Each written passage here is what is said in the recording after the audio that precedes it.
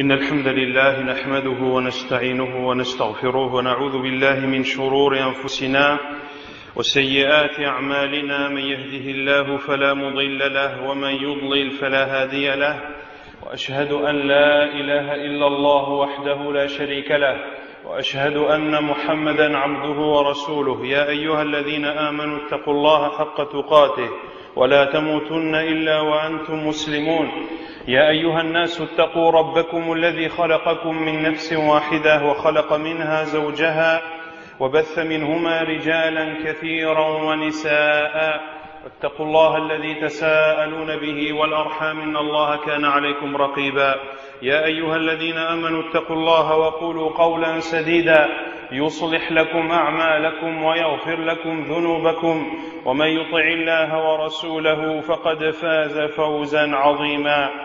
أما بعد، فإن أصدق الحديث كتاب الله تعالى، وخير الهدي هدي محمد صلى الله عليه وسلم، وشر الأمور محدثاتها، وكل محدثة بدعة، وكل بدعة ضلالة، وكل ضلالة في النار. أما بعد.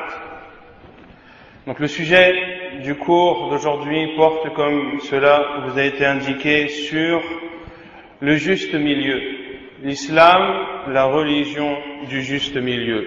C'est un sujet où il y a énormément de choses à dire. Ainsi, je parlerai de façon plus générale en français plus qu'en arabe, afin d'essayer de traiter le sujet dans sa globalité, ou au moins de citer les points les plus importants.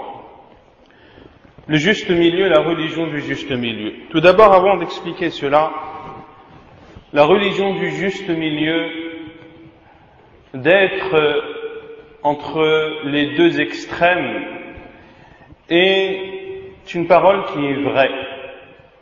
Et al-wasatiyya, le juste milieu, a bien sûr des preuves à la fois dans les livres d'Allah, dans la sunna du prophète sallallahu alayhi wa sallam, et dans les nombreuses paroles de nos salafs et de nos savants. Mais en même temps, d'autres personnes utilisent le même slogan de l'islam du juste milieu, en voulant cette fois-ci, à travers cette parole qui en réalité est une parole vraie, mais c'est une parole vraie par laquelle il est voulu le faux, par laquelle il est voulu l'égarement par malheureusement beaucoup de personnes. Ils utilisent cette parole pour inculquer aux musulmans une certaine forme de laxisme et dire que le musulman ne doit pas être dans l'un des deux extrêmes sans regarder le jugement de la religion. Car si l'on ne juge pas les choses à travers le livre d'Allah et la sunna du prophète sallallahu alayhi wa sallam, comment définir l'extrême? L'extrême, que ce soit l'abus ou que ce soit le laxisme, c'est-à-dire le fait de se laisser aller, c'est l'islam qui définit cela à travers le livre d'Allah et la sunna du prophète sallallahu alayhi wa alihi wa sallam. Ainsi, certains utilisent cette parole, dire l'islam est le juste milieu, en disant que l'islam ne rejette pas totalement l'innovation, et l'islam également n'accepte pas totalement la sunna wal iyadu billah. Et d'autres en sont même arrivés à dire qu'il faut trouver un terrain d'entente entre l'islam et les autres religions, en disant que l'islam est une religion du juste milieu et qu'il ne faut pas rejeter la mécréance dans sa totalité, wal iyadu billah. Ainsi, on voit beaucoup à notre époque des débats qui s'ouvrent interreligieux dans lesquels il est voulu un rassemblement entre l'islam, le christianisme et le judaïsme. Et ces personnes qui entrent dans ce domaine, ni ils donnent victoire à l'islam, ni ils rejettent la mécréance, wal-'iyadhu billah. Le terrain d'entente a été tracé et fixé par Allah subhanahu wa ta'ala.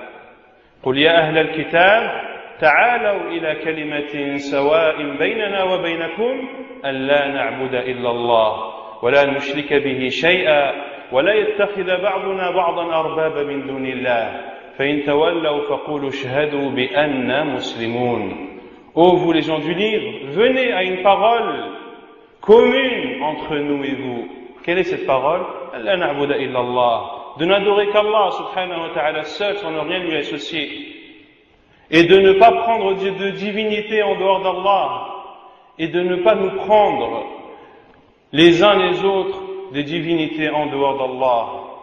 Et si vous vous détournez, alors attestez que nous qui sommes musulmans, nous qui attestons qu'Allah Azza wa Jalla est le seul créateur, et donc de la même façon c'est le seul subhanahu wa ta'ala qui mérite d'être adoré, si vous n'acceptez pas ce terrain d'entente, alors restez dans votre mécréance. Quant à nous, attestez que nous sommes les soumis, les vrais soumis, les musulmans qui sont soumis à Allah subhanahu wa ta'ala.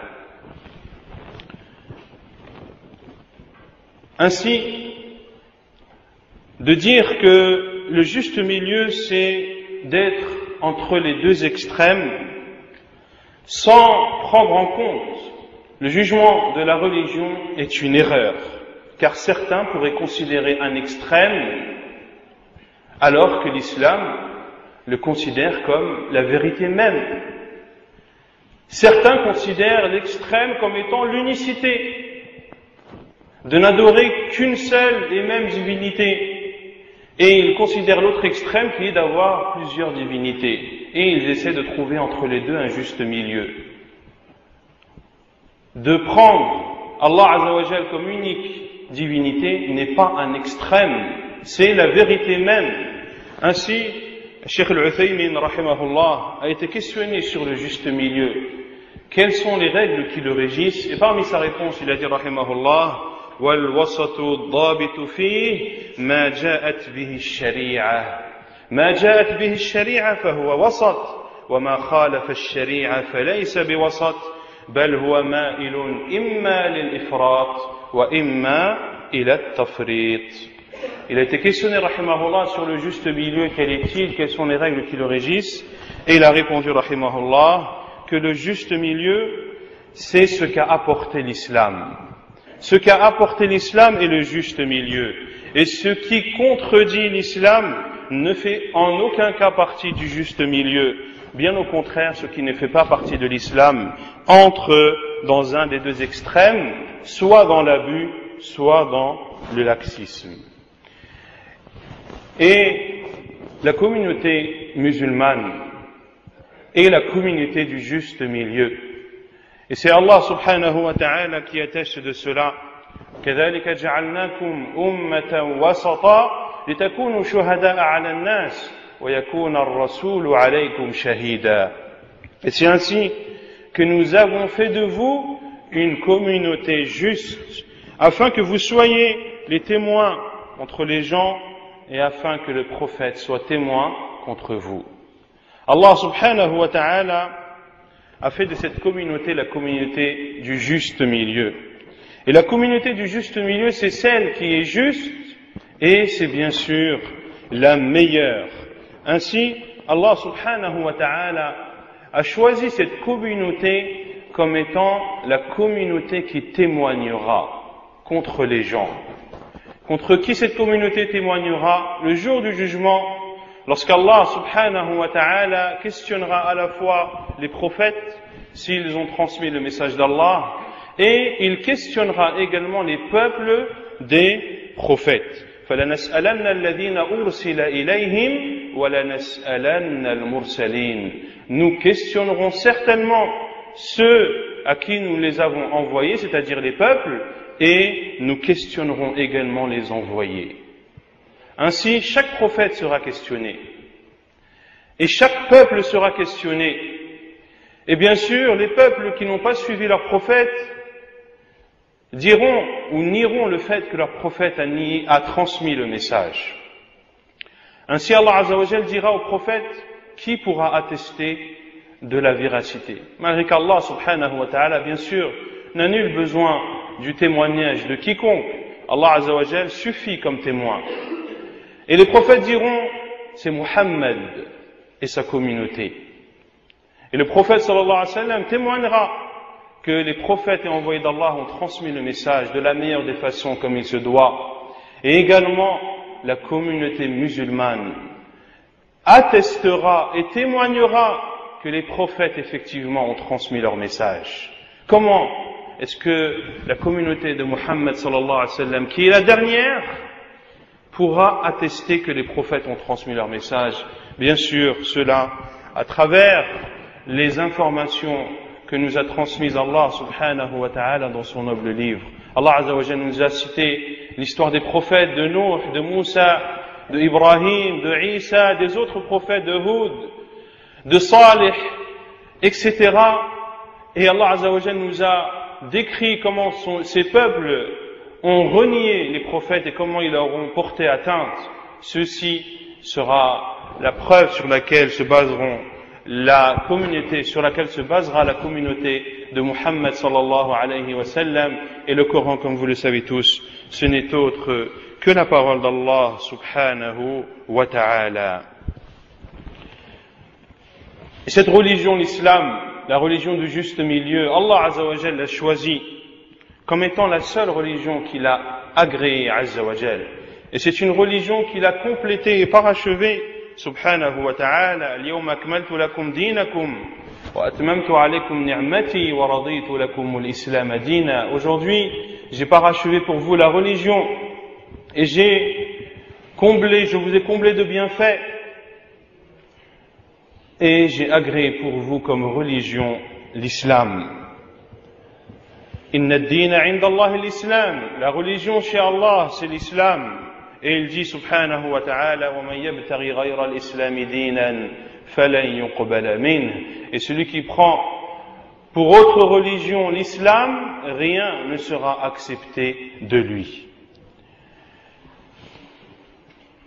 Et à notre époque, et bien avant, les chrétiens, par exemple, ont leur religion. Et il n'y a nul doute que la religion chrétienne est la religion de Isa alayhi salam. Et la religion de Isa alayhi salam, la religion que devaient suivre les fils d'Israël à l'époque de Isa alayhi salam. Et Isa alayhi salam a annoncé la bonne nouvelle de la venue de Muhammad sallallahu alayhi wa sallam. Mubashiran bi rasulin ya'ti min ba'di ismuhu Ahmad. Il annonce la bonne nouvelle d'un prophète qui viendra après lui, qui s'appelle Ahmad, qui est un des noms de notre prophète sallallahu alayhi wa ala alihi wa sallam. Et Allah azza wa jalla a pris l'engagement de tous les prophètes que si le prophète venait alors qu'ils étaient encore vivants, qu'ils devaient le suivre. Et Abdullah ibn Abbas radiyallahu ta'ala anhu a même dit qu'Allah subhanahu wa ta'ala n'a pas envoyé un prophète sans qu'il n'ait pris de ce même prophète l'engagement que si Muhammad sallallahu alayhi wa sallam était envoyé alors que ce même prophète était encore vivant et au sein de son peuple, alors qu'il devait le suivre. Ainsi, le christianisme était une religion qui devait être suivie à l'époque de Isa alayhi salam. C'était une religion temporaire. Elle a été abrogée par la religion qui est venue après, à savoir l'islam. Et concernant l'évangile, pourquoi n'a-t-il pas été préservé? La réponse est simple. C'est qu'Allah subhanahu wa ta'ala a confié la garde de l'Injil aux chrétiens et aux hommes. Et ils sont témoins de cela. Et ils n'ont pas protégé ce livre comme ils le devaient. Ainsi, vous voyez l'évangile falsifié, modifié, des choses ont été ajoutées, des choses ont été enlevées, à tel point que, à notre époque, on est presque incapable de différencier le vrai du faux. Quant au Coran, la parole d'Allah subhanahu wa ta'ala, Allah azza wa jal s'est chargé lui-même de le protéger. Inna nahnu nazzalna dhikra wa inna lahu lahafidhun. Nous avons fait descendre le rappel et c'est nous qui le protégeons. Et Allah Azza wa Jalla a protégé ce livre à travers les 14 siècles et aucune falsification n'y est présente. Personne n'a pu ajouter ou falsifier ne serait-ce qu'une lettre du Coran. L'islam est la religion du juste milieu. Et l'on constate ce juste milieu lorsque l'on compare l'islam avec les autres religions. L'islam, concernant les prophètes, nous ordonne de les considérer comme les envoyés d'Allah, de leur donner victoire, de les aimer, de leur obéir, et en aucun cas de les adorer et de les prendre comme des divinités en dehors d'Allah. Et c'est ce qu'ont fait les Juifs, comme Allah Azza wa Jalla a dit, وَقَالَتِ الْيَهُودُ عُزَيْرٌ ibn Allah. Et les Juifs ont dit Uzair est le fils d'Allah. وَقَالَتِ النَّصَارَى الْمَسِيحُ ibn Allah. Et les chrétiens ont dit Jésus, fils de Marie, est le fils d'Allah. تعالى اللهم عما يقولون علوا كبيرا. Quant à l'islam, cette religion est venue pour nous enseigner que nous croyons en tous les prophètes d'Allah subhanahu wa ta'ala, en considérant qu'ils ont tous été envoyés par Allah azza wa jalla pour transmettre le message qui leur a été confié. Et l'islam nous interdit d'abuser dans ces prophètes. Ce ne sont pas des divinités. Ces prophètes ne peuvent pour eux ni un bien ni un mal. Ceci est un pouvoir que seul Allah subhanahu wa ta'ala détient. Et le prophète alayhi salatu wassalam nous a interdit de prendre sa tombe comme un lieu de fête. Et dans les derniers instants de sa vie, parmi les conseils qu'a donné le prophète sallallahu alayhi wa sallam, qu'Allah Azza wa Jalla a maudit les juifs et les chrétiens car ils ont pris les tombes de leurs prophètes comme des lieux de prière. Et le prophète sallallahu alayhi wa sallam a dit, ne prenez pas ma tombe comme un lieu de prière. Le prophète alayhi salatu wa sallam a dit, la tatruni kama attarat an-nasara ibn Maryam innama ana abdullah faqulu abdullahi wa rasuluh. N'abusez pas à mon sujet comme les chrétiens ont abusé au sujet de Isa. Je ne suis qu'un serviteur d'Allah. Dites, c'est le serviteur et l'envoyé d'Allah.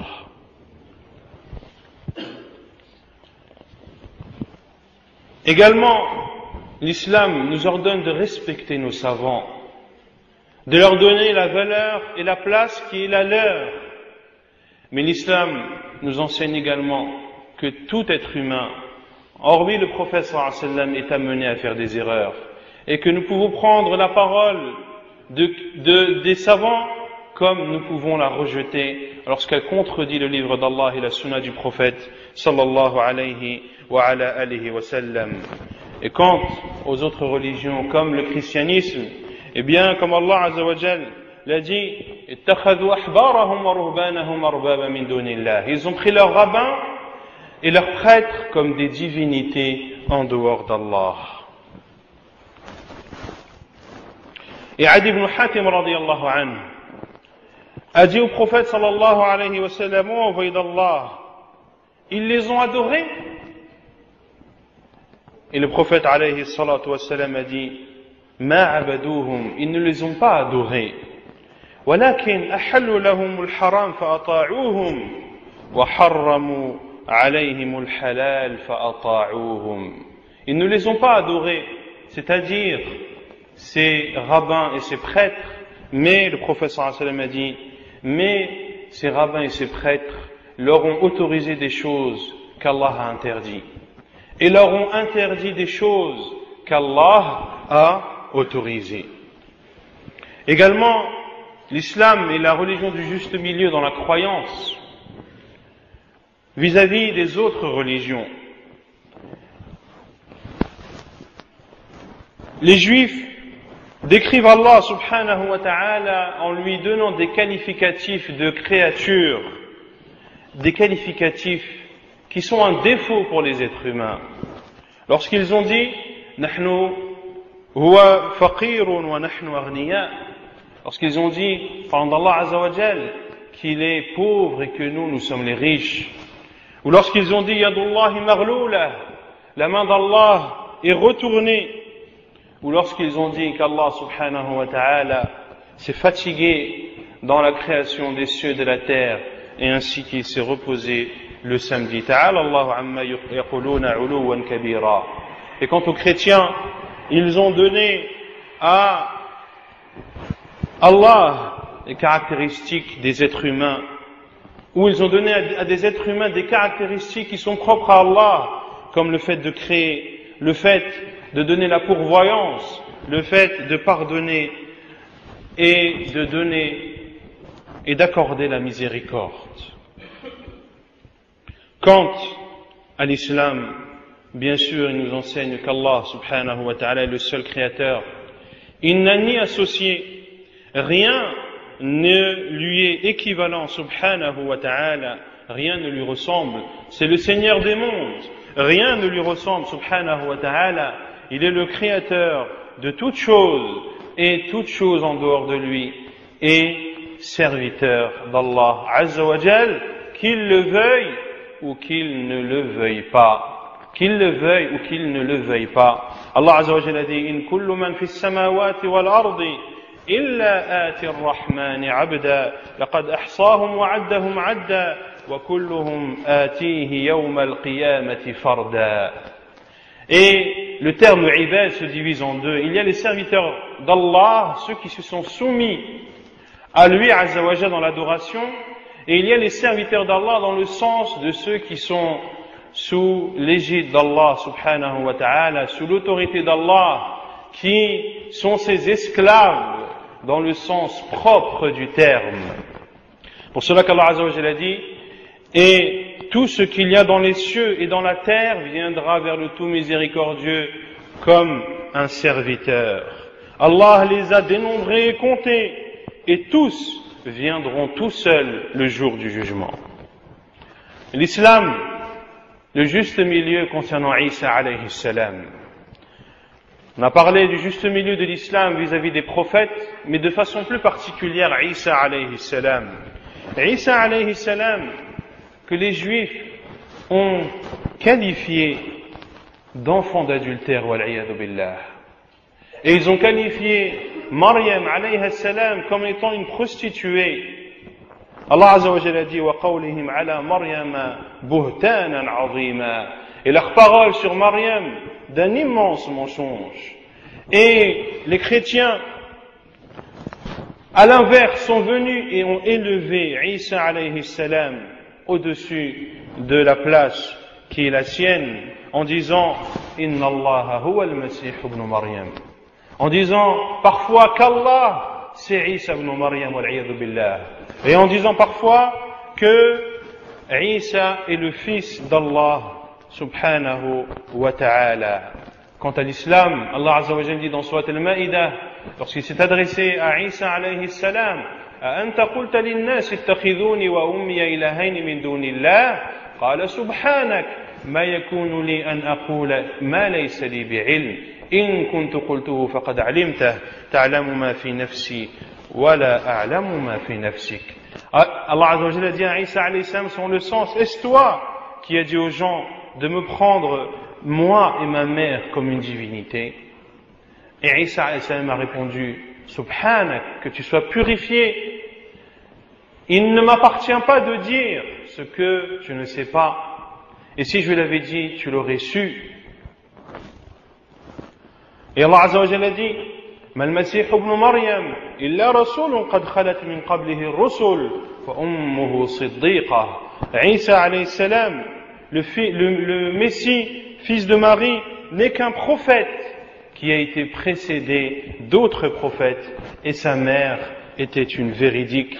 Kana ya'kulani at-ta'am. Il mangeait de la nourriture. Pourquoi alors prendre Isa alayhi salam, mais sa mère Maryam, comme des divinités en dehors d'Allah, des divinités qui mangent, qui ont donc besoin de se rassasier, de se renforcer. Comment adorer une personne qui a ces caractéristiques?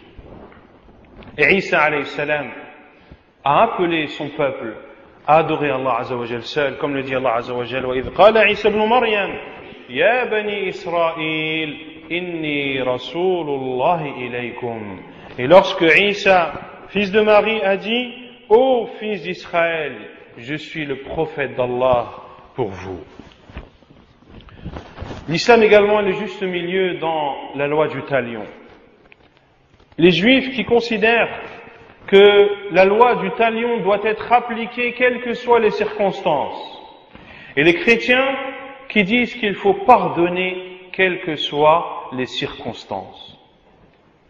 Et il y a la parole connue que disent beaucoup de chrétiens: lorsque l'on te frappe sur la joue droite, eh bien tends la joue gauche. Quant à l'islam, il est venu pour donner à la famille de la victime le choix, soit de demander la loi du talion, soit de demander le prix du sang, ou soit de pardonner. Et ici, bien sûr, dans le domaine de la loi du talion, l'islam est encore une fois dans le juste milieu. L'islam est également dans le juste milieu concernant le divorce. Les juifs qui considèrent que celui qui divorce de sa femme n'a plus le droit de la reprendre. Les chrétiens, à l'inverse, qui disent qu'il n'est pas autorisé à l'homme de divorcer de sa femme, sauf dans des cas précis, comme par exemple lorsque l'adultère est avéré sur sa femme. Quant à l'islam, Allah subhanahu wa ta'ala a donné le choix de divorcer une fois et d'avoir la possibilité de reprendre sa femme, de divorcer une deuxième fois et d'avoir la possibilité de reprendre sa femme, et de divorcer une troisième fois, et cette fois-ci de ne pas avoir la possibilité de reprendre sa femme, sauf si celle-ci se remarie avec un autre homme et que ce mariage soit consommé, et bien sûr que cela ne fasse pas partie d'une ruse du mariage appelé at-tahlil que font certaines personnes qui se marient volontairement avec une femme le temps de quelques heures ou de quelques jours afin que son mari qui l'a divorcée à 3 reprises puisse la reprendre. Ceci était de façon brève le juste milieu de l'islam vis-à-vis des autres religions. Et bien sûr, il y a le juste milieu de l'islam au sein même de l'islam.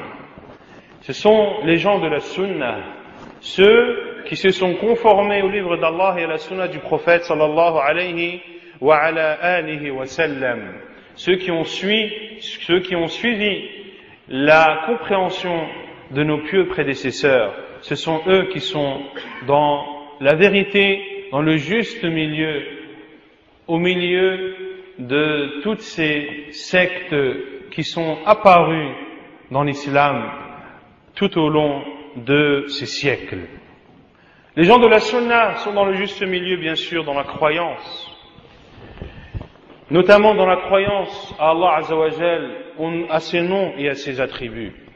Ils sont entre ceux qui nient tout nom et attribut à Allah subhanahu wa ta'ala, ou quant à ceux, et ils sont également dans le juste milieu vis-à-vis de ceux qui ont fait ressembler Allah subhanahu wa ta'ala à ses créatures. Ils sont également dans le juste milieu concernant la prédestinée. Les deux extrêmes qui sont ceux qui disent que l'être humain est télécommandé, qu'il n'a aucun libre choix. Et de l'autre extrême, ceux qui disent que l'être humain est totalement autonome et qu'il est le seul maître de ses actes et qu'Allah subhanahu wa ta'ala n'a dans cela aucune volonté, même universelle. Quant aux gens de la Sunna, ils attestent à Allah Azza wa Jal la volonté universelle, la volonté juridique. Rien qui se passe dans les cieux et dans la terre ne peut avoir lieu sans qu'Allah subhanahu wa ta'ala ne l'ait voulu. Et Allah Azza wa Jal a donné aux êtres humains le libre choix. فَمَنْ شَاءَ فَلْيُؤْمِنْ وَمَنْ شَاءَ فَلْيَكْفُرْ. Celui qui veut croire, qu'il croit, et celui qui veut mécroire, qu'il mécroit. Ainsi Allah Azza wa Jal a donné à l'être humain le libre choix. Mais ce libre choix ne sort pas de la volonté universelle d'Allah subhanahu wa ta'ala. وَمَا تَشَاءُونَ إِلَّا أَنْ يَشَاءَ اللَّهُ. Et vous ne voudrez que si Allah le veut. Également, les gens de la Sunna sont dans le juste milieu entre ceux qui disent que les musulmans qui commettent des grands péchés sont éternellement en enfer, et l'autre extrême qui sont al-Murji'ah, qui disent que la foi du pervers est équivalente à la foi des prophètes, voire à la foi de Jibril alayhi salam. Quant aux gens de la Sunna, ils considèrent que ceux qui commettent les grands péchés parmi les musulmans restent musulmans. Ils ont en eux la base de la foi, même si leur foi n'est pas complète, et même si ils n'entreront pas au paradis directement, si Allah Azza wa Jalla ne leur pardonne pas, mais à partir du moment où ce sont des musulmans, ils ne resteront pas éternellement en enfer, et ils bénéficieront de l'intercession du prophète sallallahu alayhi wa sallam. Car le prophète alayhi wa sallam, Allah Azza wa Jalla lui a accordé plusieurs intercessions, et parmi ces intercessions, le fait que le prophète sallallahu alayhi wa sallam intercède en faveur de ceux parmi sa communauté qui ont commis des grands péchés. Également, les gens de la Sunna sont dans le juste milieu concernant l'adoration d'Allah subhanahu wa ta'ala. L'islam, la religion d'Allah Azza wa Jal, cette religion qu'il a légiférée pour le bien de l'humanité. Et Allah Azza wa Jal, les adorations qu'il a légiférées sont des adorations que l'être humain est capable de faire, qu'il est capable de mettre en œuvre. Allah Azza wa Jal en aucun cas ne légifère quelque chose que les êtres humains ne peuvent pas mettre en pratique. Ainsi Allah Azza wa Jal a légiféré la prière, le jeûne, la umrah, le hajj, afin que le musulman soit toujours en relation avec Allah subhanahu wa ta'ala, quelles que soient les situations dans lesquelles il se trouve. Et l'islam est le juste milieu et nous enseigne le juste milieu que le musulman doit avoir vis-à-vis de cette vie d'ici-bas et de l'au-delà. Le musulman ne doit pas négliger la vie d'ici-bas totalement, de même qu'il ne doit pas en faire sa première priorité, mais il doit donner à cette vie d'ici-bas le droit qui est le sien, et son but ultime, sa priorité numéro 1 est bien sûr l'au-delà, la vie éternelle. Et cela, où cet enseignement est présent à de nombreuses reprises dans le livre d'Allah et dans la sunna du prophète sallallahu alayhi wa sallam. وَابْتَغِ فِيمَا آتَاكَ اللَّهُ الدَّارَ الْآخِرَةَ وَلَا تَنْسَ نَصِيبَكَ مِنَ الدُّنْيَا وَأَحْسِنْ كَمَا أَحْسَنَ اللَّهُ إِلَيْكَ إِنَّ اللَّهَ لَا يُحِبُّ الْمُفْسِدِينَ. Et recherche dans ce qu'Allah t'a donné la demeure de l'au-delà, et n'oublie pas ta part dans cette vie d'ici-bas. Et n'oublie pas ta part dans cette vie d'ici-bas. Et le prophète sallallahu alayhi wa sallam invoquait souvent Allah azza wa jal dans ce sens lorsqu'il disait alayhi salatu wa sallam Rabbana atina fid dunya hasana wa fil akhirati hasana wa qina azab an-nar. Oh Allah, donne-nous dans cette vie d'ici-bas un bien et dans l'au-delà une récompense et préserve-nous du châtiment de l'enfer. L'islam est le juste milieu également concernant l'argent.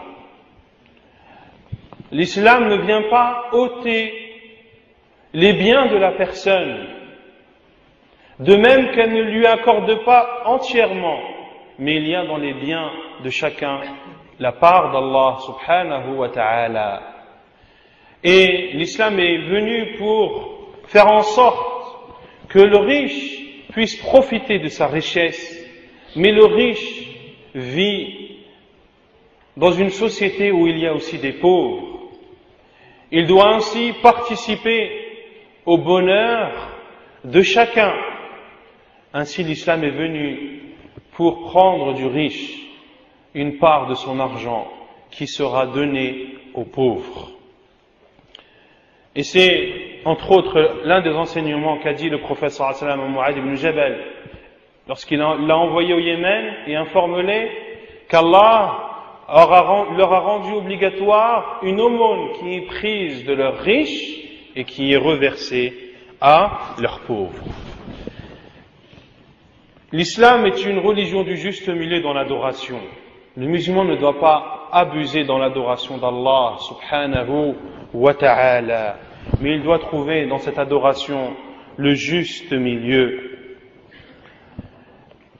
Et vous connaissez tous le hadith de ces personnes qui sont venues questionner les femmes du prophète sallallahu alayhi wa sallam sur l'adoration du prophète alayhi salatu wa sallam.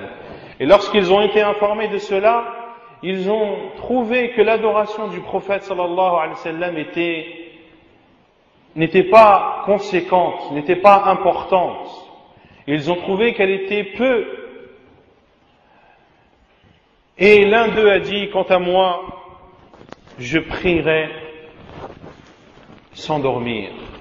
Et l'autre a dit, quant à moi, je jeûnerai sans rompre. Et quant à l'autre, il a dit, quant à moi, je ne me marie pas avec les femmes. Et lorsque le prophète sallallahu alayhi wa sallam, cette parole ou ces paroles lui sont parvenues sur le champ, sallallahu alayhi wa sallam, il est monté sur le minbar et a exhorté ses compagnons radiyallahu anhum. Il a constaté un abus et le prophète sallallahu alayhi wa sallam sur le champ l'a corrigé en disant, il m'a été parvenu que des personnes disent telle et telle chose. Quant à moi, je prie et je dors. Quant à moi, je jeûne et je romps. Quant à moi, je me marie avec les femmes. Et celui qui se détourne de ma sunna ne fait pas partie de moi. Et le musulman doit être minutieux dans son adoration et ne doit pas abuser dans l'adoration, quelle que soit celle-ci. Quelle que soit celle-ci. Et la preuve est dans le hadith de Hajjatul Wada', le hadith de Jabir radiyallahu anhu, qui décrit le pèlerinage d'adieu du prophète sallallahu alayhi wa sallam. Et lorsque le prophète sallallahu alayhi wa sallam est revenu de Muzdalifa le matin du 10e jour de Dhul Hijjah, qui est le jour de l'Eid, il y a la grande stèle à lapider de 7 pierres.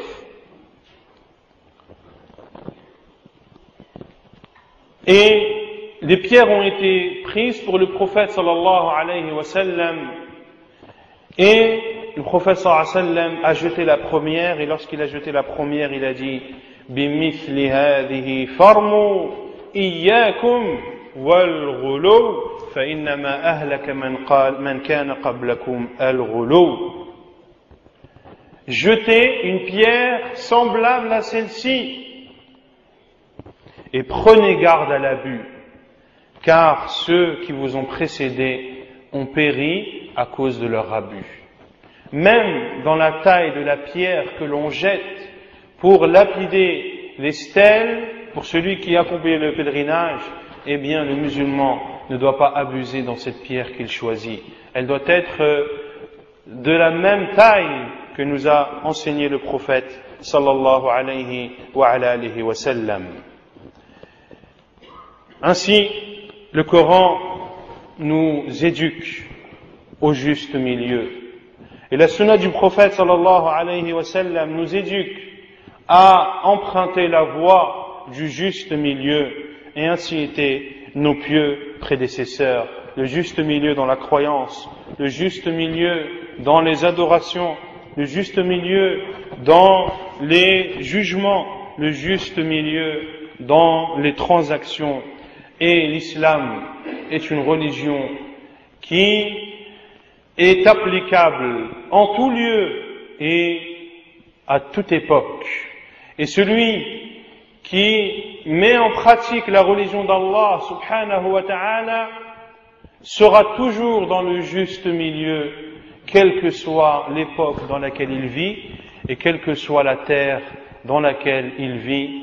Et ce sera entre autres le sujet qui sera traité avec Cheikh al-Shathri hafidahullah ce soir entre al-Maghrib et l'Isha. ونكتفي بهذا القدر وسبحانك اللهم وبحمدك أشهد أن لا إله إلا أنت أستغفرك وأتوب إليك.